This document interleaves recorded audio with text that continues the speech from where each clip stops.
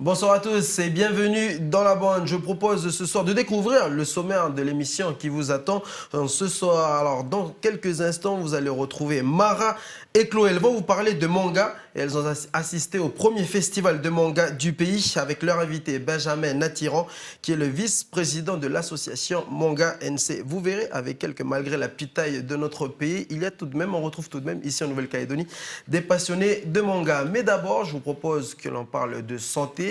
La vie, c'est la santé, avec nos chroniqueurs, ou plutôt nos chroniqueuses ce soir, Clémence Losseran et le docteur Pascal Domingue Mena. Le thème de notre bienvenue dans la bande ce soir, ce sera la santé.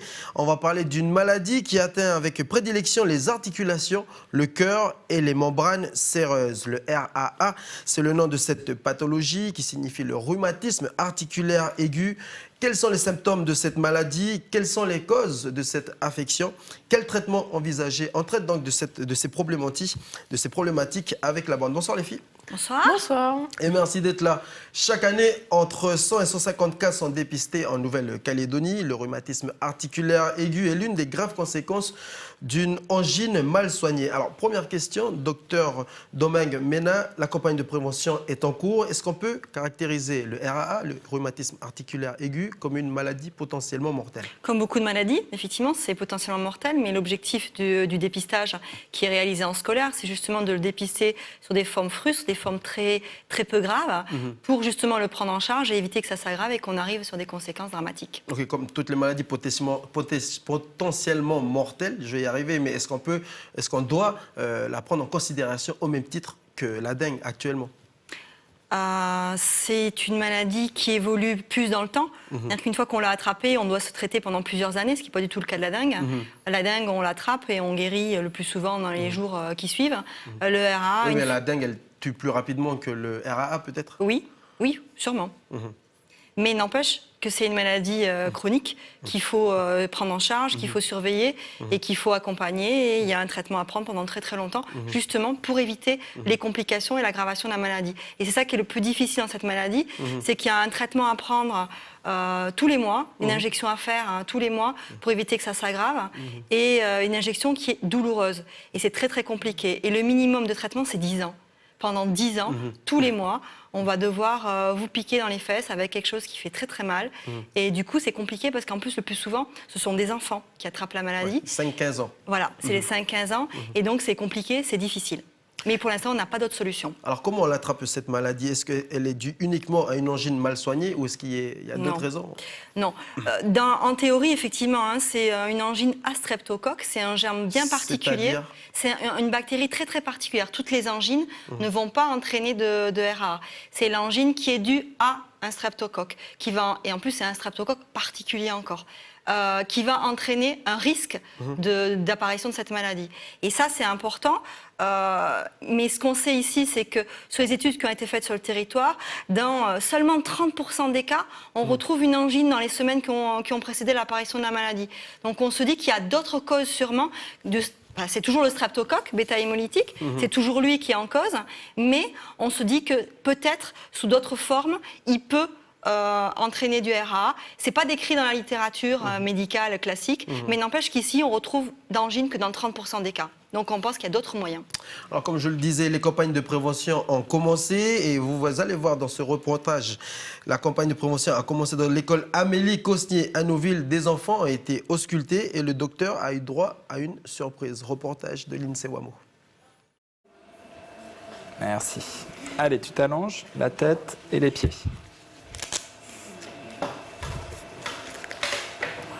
Pour la première fois, ces écoliers de la classe de CM1 font leur premier dépistage du RAA, rhumatisme articulaire aigu, une maladie qui touche le cœur.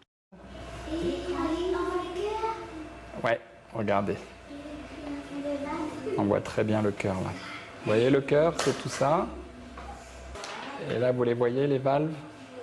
Une ici, une là. Le dépistage est gratuit. L'objectif pour le cardiologue ici, détecter à l'aide d'un échographe les enfants atteints du RAA. Le RAA est une maladie des valves qui peut entraîner une inflammation et des lésions cardiaques. On regarde surtout ces deux-là, ici et là.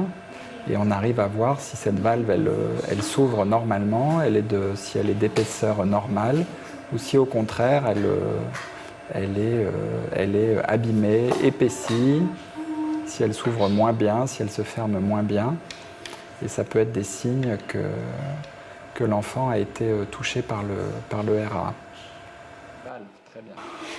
Voilà, tout ça c'est le cœur. Il y a les petites portes là. Ouais. Pour ces enfants, la maladie ne leur est pas inconnue. Avant le dépistage, ils ont tous eu droit à un cours sur le RARA avec un personnel de l'agence sanitaire et sociale. Mais d'autres le connaissaient déjà bien avant. Est-ce que vous connaissez des gens qui sont traités pour le RA? À qui on fait des piqûres dans les fesses comme ça? Non?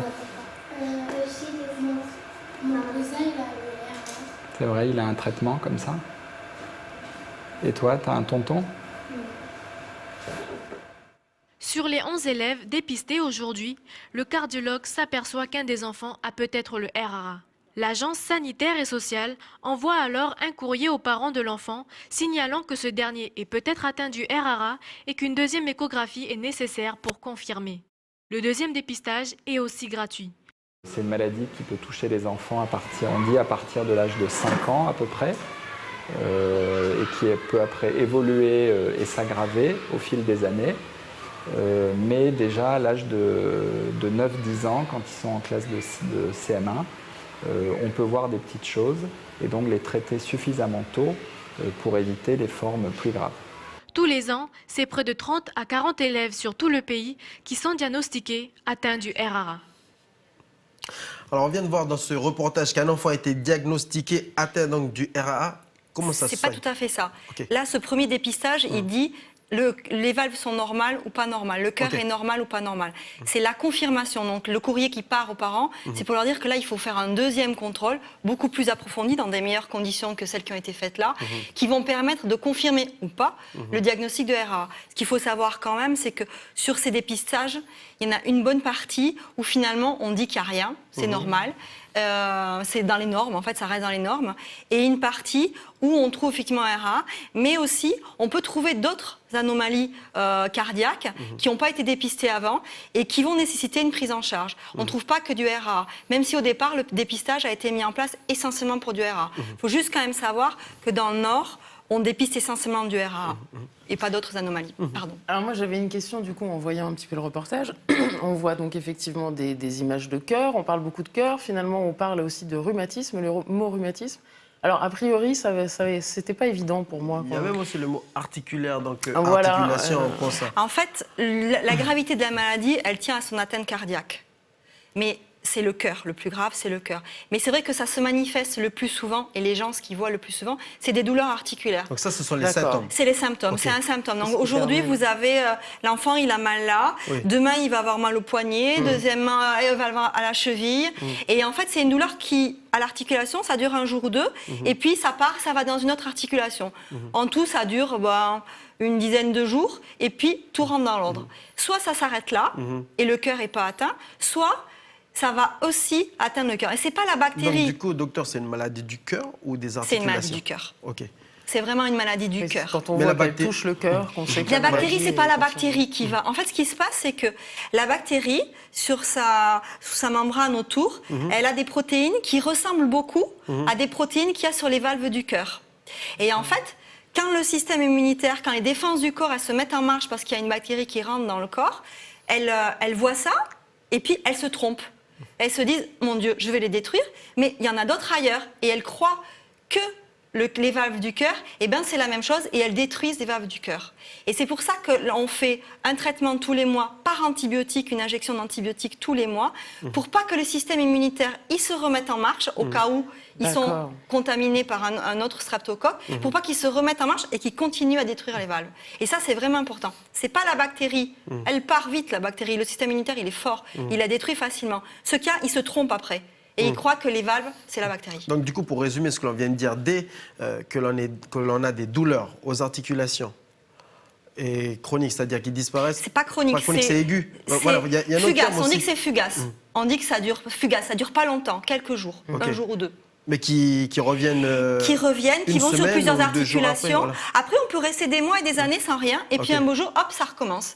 Il y a une autre forme aussi, où les enfants, c'est parce que c'est surtout les enfants, ils se mettent à trembler. Ils tremblent, ils tremblent, ils tremblent, ils tremblent, ils tremblent.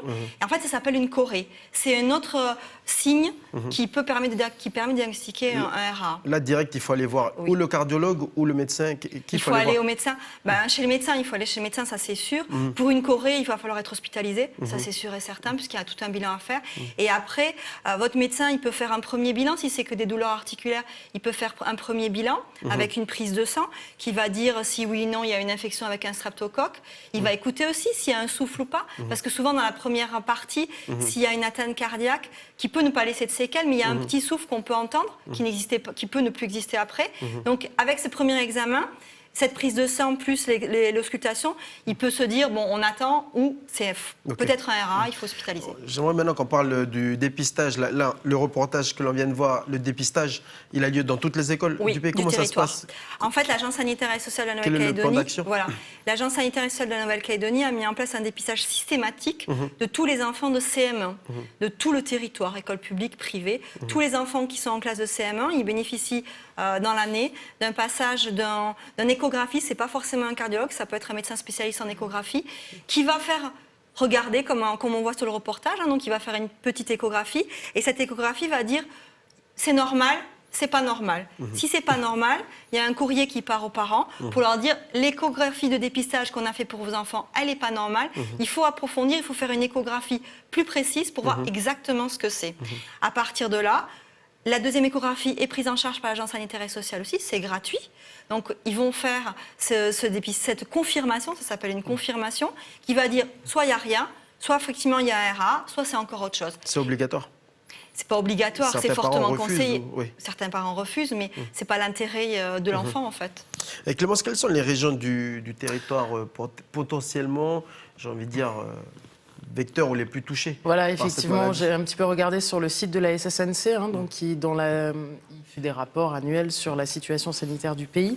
Et en 2014, donc, il y a dans le dossier consacré au RA, on découvre une carte du pays.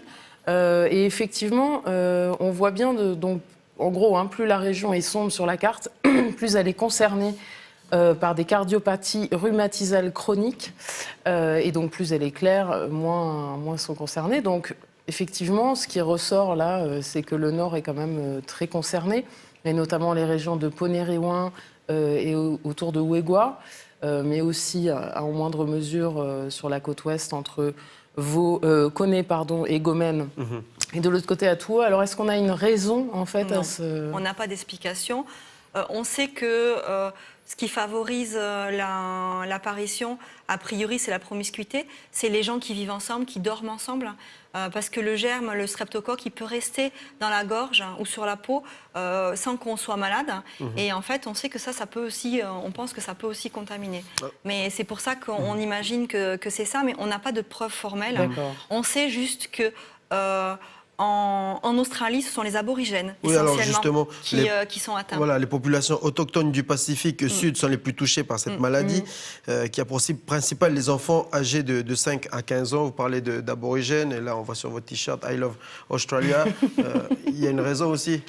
La promiscuité, encore une fois? C'est pas forcément c'est pas que la promiscuité, je me suis mal exprimée en fait. C'est surtout les gens qui dorment ensemble, vivent ensemble en groupe. Les enfants, ils sont tout le temps ensemble. Ils sont... un mode de vie plus collectif. Voilà, c'est un mode de vie collectif, voilà, c'est ça. C'est un mode de vie collectif qui favorise le maintien du streptocoque dans le groupe et donc l'apparition de ces choses. C'est des suppositions, on n'a pas de preuves formelles que c'est ça.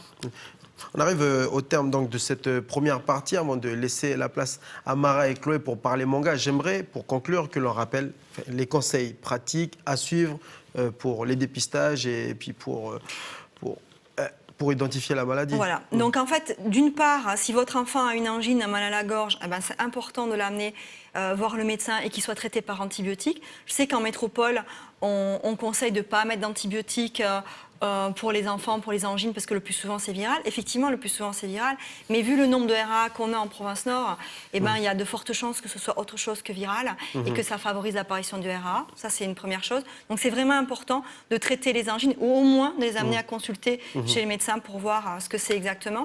Deuxièmement, dans le cas du dépistage, il faut en profiter. C'est un moyen gratuit de vérifier si, quand il est en classe de CME, votre enfant il a été atteint ou pas. Est-ce qu'il a des problèmes ou pas au cœur? C'est quand même, ça se passe en classe la première partie. La deuxième partie, effectivement, il faut se déplacer, aller chez le cardiologue. Mais je pense que c'est vraiment important de faire cet effort-là, d'aller chez le cardiologue si on vous a dit qu'il y avait un problème, pour confirmer qu'est-ce que c'est exactement. Peut-être que c'est rien, mais c'est important de vérifier. Merci, docteur Domingue Mena. Alors, chaque année dans le monde, l'incidence du RA est estimée à 282 000 nouveaux cas et 250 000 décès pour une population mondiale de 7 milliards. C'est vrai que c'est une maladie rare. Il y a des décès sur le territoire tous les ans. Et des décès tous les ans sur le territoire. De jeunes. Donc, participez au dépistage et dès que les premiers symptômes apparaissent... L'an dernier, il y a eu 2 décès, 20 ans et 22 ans. Merci à toutes les deux. Merci à toi. Merci. On va devoir laisser la place à Mara et Chloé du côté de Nouméa qui nous attendent pour parler de manga. Alors, je vais essayer de me retrouver dans mes papiers. Donc, bienvenue dans la bande continue avec Mara et Chloé. Comme je vous le disais en début de cette première partie, elles vont vous parler de manga. Elles ont assisté au premier festival de manga du pays. Ça s'est passé à l'Arène du Sud de Païta. Et avec leur invité, Benjamin Natiran, le vice-président de l'association Manga NC, vous verrez que, encore une fois, malgré la petite taille de notre pays, la Nouvelle-Calédonie regorge tout de même de passionnés de manga. Merci à tous de nous avoir suivis pour ce BDLB Santé. On vous laisse avec Mara et Chloé. Salut Mara, salut Chloé.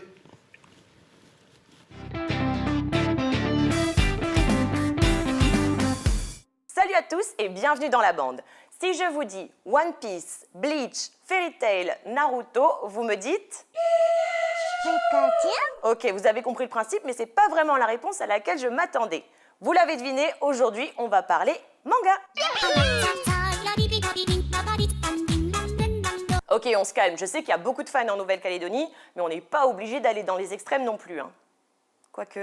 Jim et Joe, j'en appelle à votre pouvoir du prisme solaire. Balancez le sommaire. Sommaire, il y a quoi aujourd'hui? Oula, elle a été contaminée par la manga mania, Chloé, ou quoi, là? J'avoue, elle est grave. En même temps, elle était au premier festival manga de Nouvelle-Calédonie. D'accord, c'est vrai qu'ils sont tellement à fond dedans que c'est difficile de résister. Il y a des gens qui sont déguisés en cosplay, ça s'appelle. Elle se prête au jeu,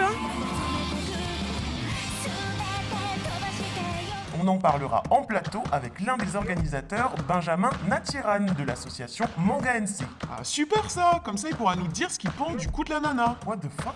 Oui, voilà, le JT des infos insolites. Cool. Et après, on enchaînera avec la rubrique C'est fin bête. Je me demande bien à quel jeu stupide ils vont jouer aujourd'hui. Shoji. Oula.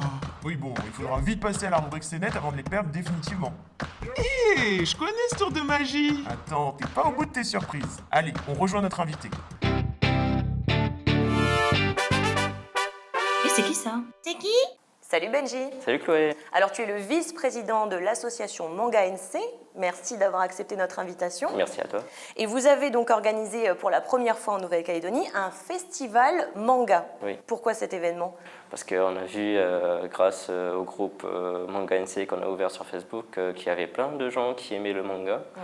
Donc l'association a été créée il y a 2 ans, donc toute jeune. Et puis on a eu cette idée, pourquoi pas, on va faire un festival. Pour ça, on va tous se regrouper autour du manga, de l'univers manga. Et pour sa première édition, le festival a remporté un franc succès. Ça s'est passé le dimanche 7 mai et nous y étions. On regarde.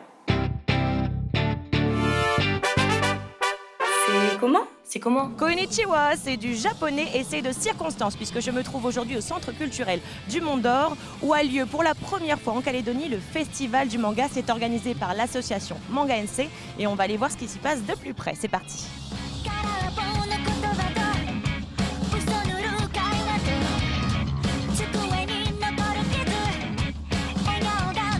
Alors t'es déguisé en quoi? En Luffy, roi des pirates.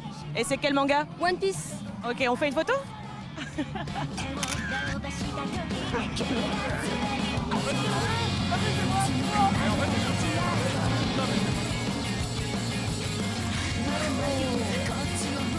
Donc voilà, il y a des gens qui sont déguisés en cosplay, ça s'appelle. Elle se prête au jeu,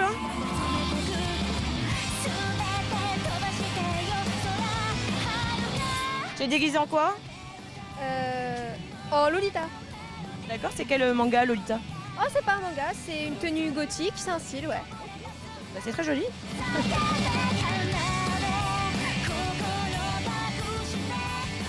J'ai cru comprendre qu'il y avait des démonstrations de kendo et de shambara, c'est du sabre japonais.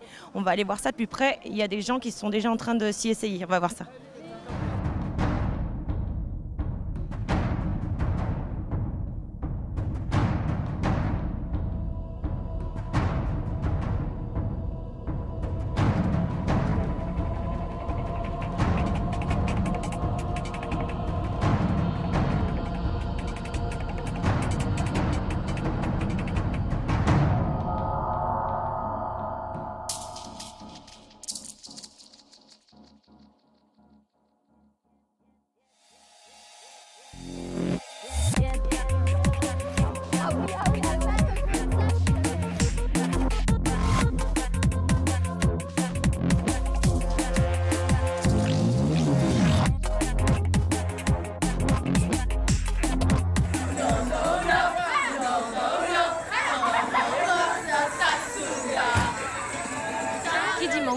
Dit évidemment jeux vidéo. Il y a d'ailleurs un concours de jeux vidéo aujourd'hui. On va aller voir ça.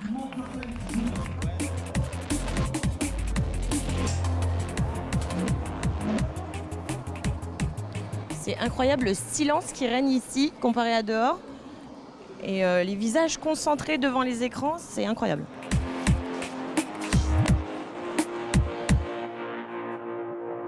Le manga, vous le savez, c'est une BD japonaise, donc qui dit festival manga, dit bien sûr coin lecture. Et il y a du monde. Hein.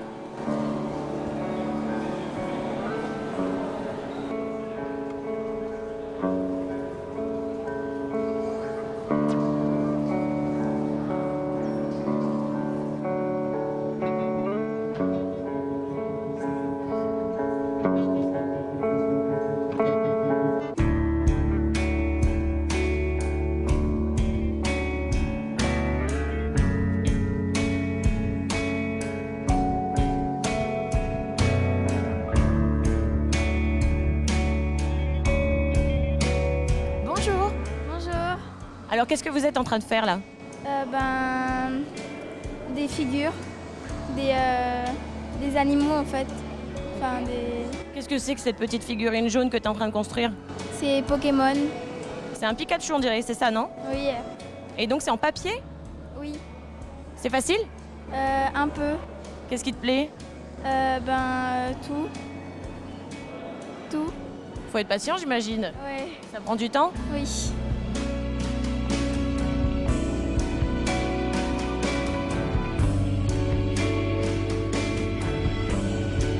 Bonjour.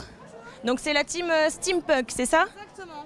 Nous sommes les vaporistes en fait du salon des ingénieux néo-vaporistes calédoniens. Et qu'est-ce que c'est que ce décor là? Pourquoi du thé et des petits gâteaux? Nous avons tout préparé pour un duel de thé. Donc là vous avez un des juges du duel de thé qui œuvrera tout à l'heure. Voilà. C'est une façon élégante de régler un conflit. Ah bah oui, pour ceux qui aiment le thé aussi. Oui, voilà. Mais au lieu de se battre, et de façon très inélégante justement, on permet à un gentleman et une lady, ou à deux gentlemen ou à deux ladies, de régler leur conflit en utilisant un petit beurre qu'ils vont tremper dans le thé en même temps, d'après un juge, et qui vont le ressortir en même temps, et ça sera le dernier à manger son biscuit qui aura gagné la manche. Et ça se joue en 3 manches.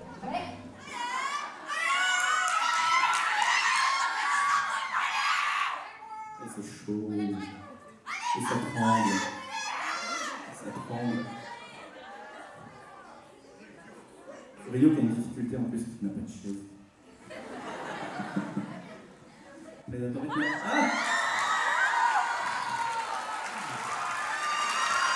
Toulouse vient de remporter la première manche.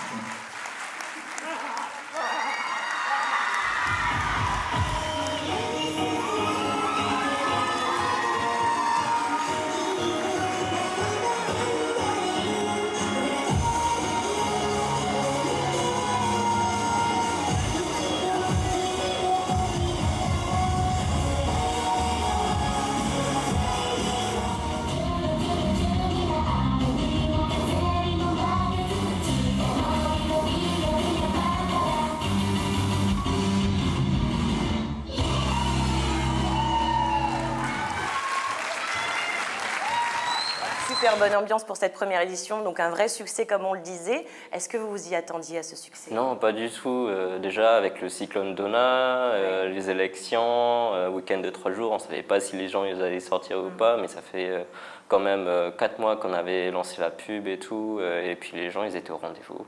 Puis on était super contents et agréablement surpris.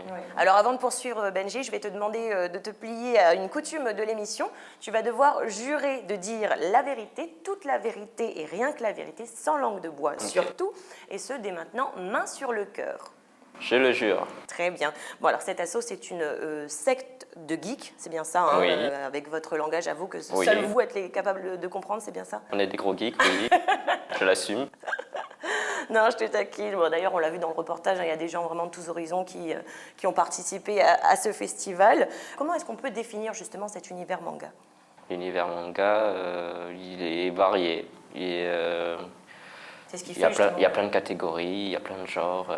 Chacun peut trouver son Tout le bonheur. monde peut trouver son bonheur dans l'univers manga, selon les auteurs. Ouais, il y a des mangas très girly, il y a des mangas un peu plus violents, un peu gore, plus, etc. un peu plus gore, avec des thriller, histoires plus poussées. Ou sinon très romantiques, par d'amour, etc. Tu nous vends du rêve. Et comment vous en êtes arrivé à créer justement cette association de Manga NC?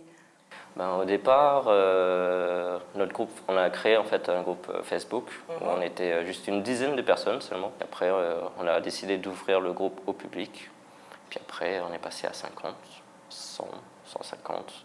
Et au fur et à mesure en fait, des événements, à chaque fois qu'on passait les 50 ou les 100, on faisait un événement et puis on rajoutait encore plus de monde. Et puis jusqu'à aujourd'hui, on est à 1500 personnes. D'accord, donc c'est en 2015 que vous avez créé l'association officiellement? C'est ça, officiellement. D'accord, donc le but en fait de cette association, c'est quoi? C'est promouvoir les mangas? C'est promouvoir le manga en Nouvelle-Calédonie et puis faire connaître le manga.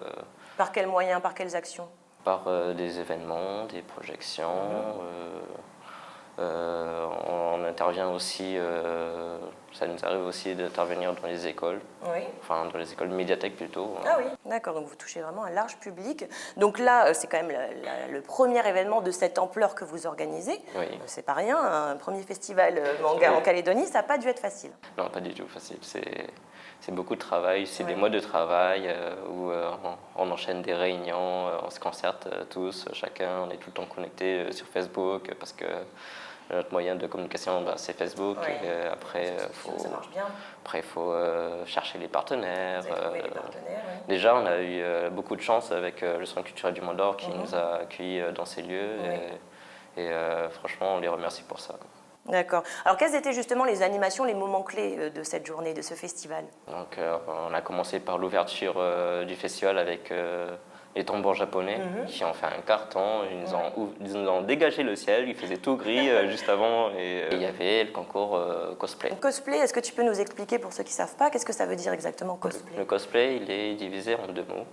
Cos, de costume, et play, du fait de jouer un rôle. D'accord, donc c'est pas juste se déguiser, c'est juste incarner en fait le personnage que vous désirez. Je vous propose de découvrir en images les différents participants du concours. Je dois dire qu'ils n'ont pas manqué d'imagination et de créativité pour leurs costumes. Attention les yeux.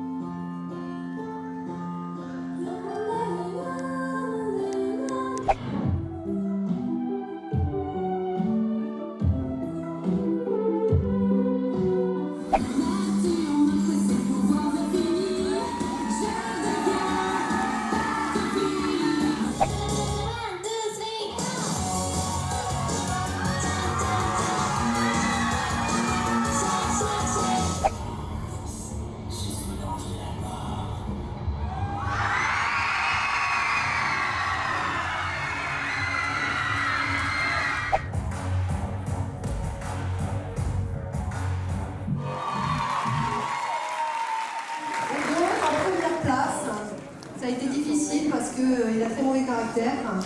J'appelle Ryuk Ma.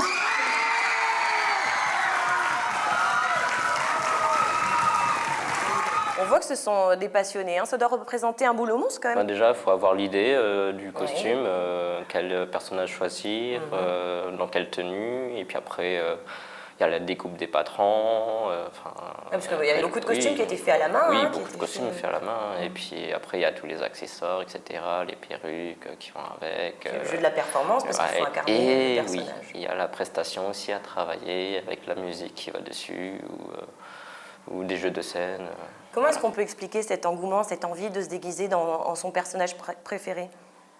On a envie d'incarner en fait son personnage et puis interagir en fait avec les autres. C'est pour ça les festivals de ce genre de manga, ils sont faits pour délirer entre nous. En fait. C'est vraiment un monde à part. Il y en a qui réaliser son rêve, quoi. Qui viennent en fait du même univers et puis ils se regroupent tous ensemble et puis ils s'éclatent tous ensemble. Voilà. En tout cas, félicitations pour ce premier festival. C'est quoi la suite? La suite, vous avez prévu d'autres événements? Le manga Go Manga plutôt, de la médiathèque d'Ambea, qui se passe en fin de mois, je crois que c'est le 31 mai. D'accord. Et il y a le Weekend Geek, mois d'octobre, le fin octobre. Ça, c'est le Cifi Club. Et c'est le Cifi Club qui l'organise. Donc, ce sont des infos que vous relayez sur votre page? Oui. Très bien, voilà, rendez-vous sur la page de l'association si vous voulez vous tenir informé ou bien vous rapprocher de l'association tout simplement. Hein. Merci beaucoup, Merci, Benji. Alors à présent, c'est l'heure du JT What the fuck. What the fuck? Un ananas pris pour une œuvre d'art dans un musée. Fin avril, 2 étudiants se rendent à l'exposition Look Again, Regardez mieux, au musée de l'université Robert Gordon d'Aberdeen au Royaume-Uni. En guise de plaisanterie, ils ont déposé un ananas sur un présentoir vide au cœur de l'exposition. Ils étaient loin d'imaginer alors que les gérants du musée le prendraient vraiment pour une œuvre d'art et que le fruit serait placé sous une vitrine en verre. Désormais, l'étudiant se dit prêt à vivre de son art. Si quelqu'un veut acheter un chef-d'œuvre, je suis ouvert aux offres, a-t-il confié ironiquement au Daily Mail. Un supermarché pour produits périmés en Australie. Dans la grande course contre le gaspillage, l'Australie vient peut-être de marquer un point décisif grâce à Oz Harvest, un magasin de Sydney qui propose depuis peu des produits a priori périmés, mais qui restent propres à la consommation. Le supermarché se trouve au cœur de Sydney et sur sa devanture, on peut lire « Prenez tout ce dont vous avez besoin, si vous pouvez, donnez ». 2500 généreux donateurs viennent chaque semaine livrer ces produits dont personne ne veut. Il est pourtant de notoriété publique que l'espérance de vie de ces aliments de première nécessité est bien supérieure à celle indiquée sur les dates limites de consommation. Ronnie Kahn, à l'origine du projet, espère déjà ouvrir d'autres boutiques de seconde main partout en Australie. Et quant à nous, cet exemple devrait nous permettre de regarder ces produits d'un autre œil. Voilà, une petite réaction, ça t'inspire Le coup d'ananas, franchement, c'est pas mal joué. Tu l'avais déjà vu? Bravo, je l'avais déjà vu, franchement, c'était pas mal. Alors Benji, je sais que tu aimes jouer, alors on va jouer maintenant.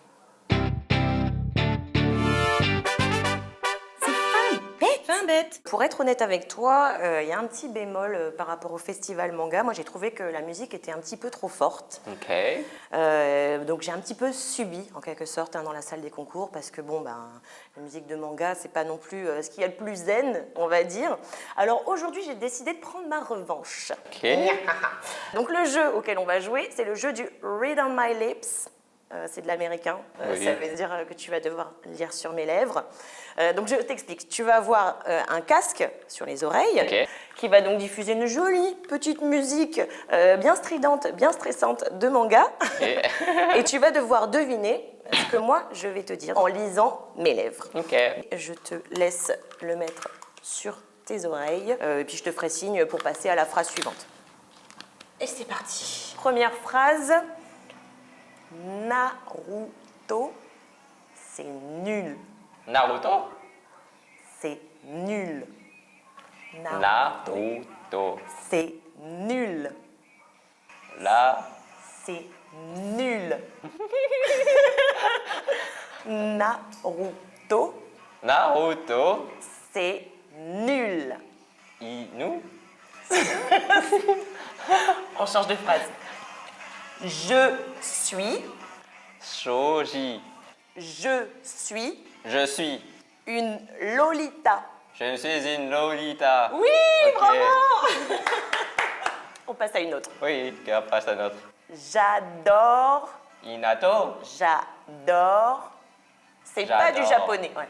J'adore. J'adore. Sailor Moon. J'adore Sailor Moon. Moon. J'adore Sailor Moon. Ouais. Pourquoi j'ai retenu ça? Ok, c'est bon. Ça marche. Ah, t'as cru que j'allais te parler en japonais ou quoi? La première phrase, c'était Naruto. Ok. C'est nul. Ah ouais? Je voulais que tu dises ça. Je Naruto, voulais que tu c'est dises pas Naruto, nul. c'est nul. Et après, t'as bien trouvé. Je suis une Lolita et j'adore Sailor Moon. Et j'espère que tout le monde a enregistré et que ça donnera lieu à plein de détournements. Pourquoi? Allez, je t'arrête de t'embêter. On passe à la rubrique C'est net. C'est net. C'est net. Alors Benji, tu sais, à force de traîner sur Internet, on tombe parfois sur des vidéos assez surprenantes. Oui. Donc on t'a préparé une petite compilation, je te propose de la regarder.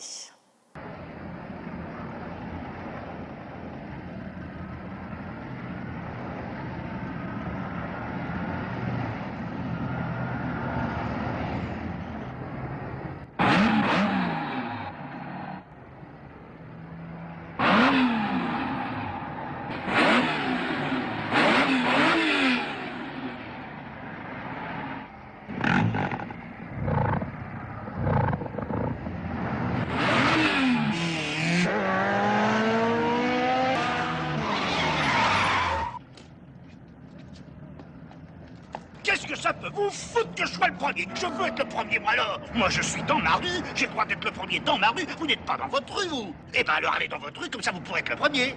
Et on pourrait être le premier tous les deux, comme ça.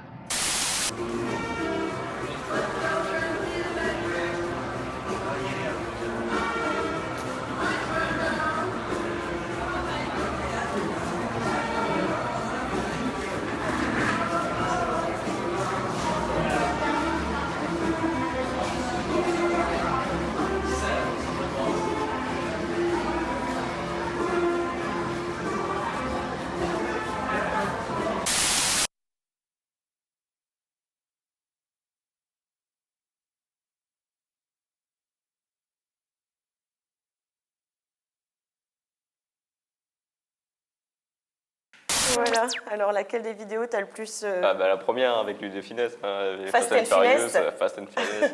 Ce genre de détournement sur lesquels on peut tomber, ouais, je trouve que c'est pas mal fait aussi.